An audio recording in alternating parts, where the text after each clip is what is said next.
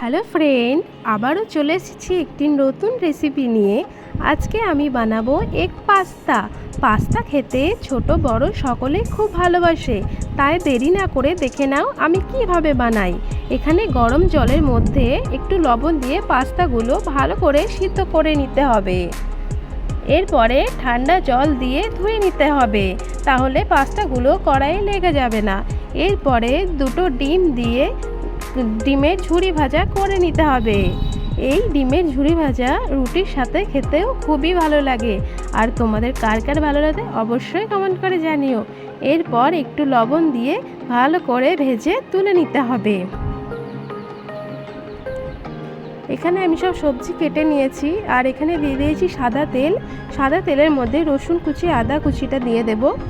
এরপরে দিয়ে দিলাম গাজর, পেঁয়াজ আর কাঁচা লঙ্কা। আমার কাছে ক্যাপসিকাম বিনস ছিল না, তোমরা চাইলে ওগুলোও দিতে পারো।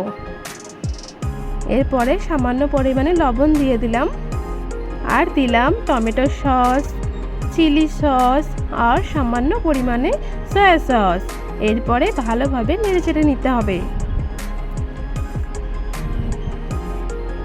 এরপরে আমি এখানে দিয়ে দিলাম পাস্তা মশলা। এই পাস্তা মশলাটা দিলে সত্যি পাস্তাটা খেতে দারুণ হবে। এরপরে সিদ্ধ করা পাস্তাগুলো আমি দিয়ে ভালো করে নেড়েচেড়ে নেব। সত্যি বলতে পাস্তা খেতে সবাই খুবই ভালোবাসে, আমিও খুব ভালোবাসি। এরপরে ভেজে রাখা ডিমটা দিয়ে দেব।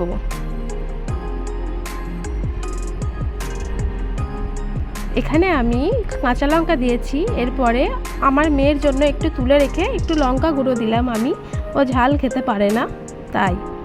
দেখো আমার পাস্তা রেডি হয়ে গেছে।